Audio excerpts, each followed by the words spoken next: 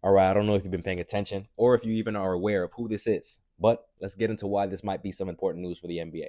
The San Antonio Spurs and forward Jeremy Sochan have agreed on his release to allow the 2023 All-Rookie team member to become a free agent.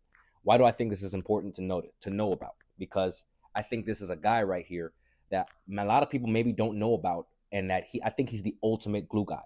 I actually think he would have done would have continued to do very well with San Antonio if he didn't get buried with that franchise. And I guess they weren't on the same page in terms of how they viewed him and how he viewed himself.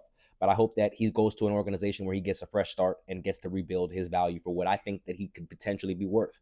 Because he doesn't do anything great. He needs to develop his offensive game. He needs to develop his shot to become better. But he does a lot of things good.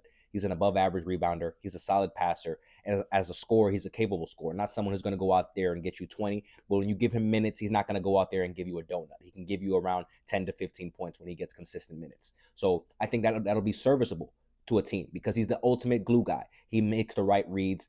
He plays the passing lanes. He's not a super hyper athletic guy, but defensively, we didn't even get started with that aspect of the ball. That's where I think his value is at. He can legitimately guard 1 through 4 on a night to night basis, and he can even play some small ball fives at times, which is a skill set I think teams should be lining up to bring him into their franchise. He's still young, 22, 23 years old. The Lakers should be looking to bring him in. I know he can't shoot the ball to a lot of teams' liking, but defensively and how much of a glue guy he is, he can be a very big asset to your team.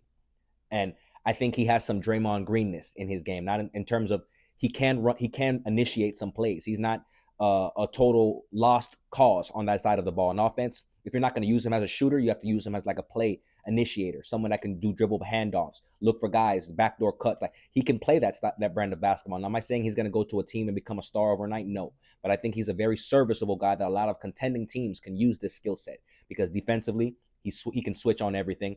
When you go small ball, he can be your five. He can hold his own. Offensive side of the ball, he's going to be constantly moving, constantly cutting. He knows how to affect the game, even with his liabilities on that offensive side of the ball. It's not like he's going to be out there just camping, waiting to shoot threes the whole game. No, obviously he knows that's not his best skill set. He's going to continue to move around, try to crash the boards, do all the little things that most guys in the NBA aren't willing to do. And it makes me sad to see how this situation with San Antonio played out. I guess there's just too many cooks in the kitchen with that organization. He saw the writing was on the wall there. And now I hope he gets a fresh start. The Lakers should definitely be looking to bring this guy in. And any contending teams that need some defensive versatility, a glue guy, someone that is just going to maintain the level of play you guys either are having or up it a little bit. That's your guy right there. I'm curious to see what do you guys think. Where do you want to see him end up, and what teams do you think he could assist? Please, let's have some debate, some engagement. You let me know what it is. It is what it is.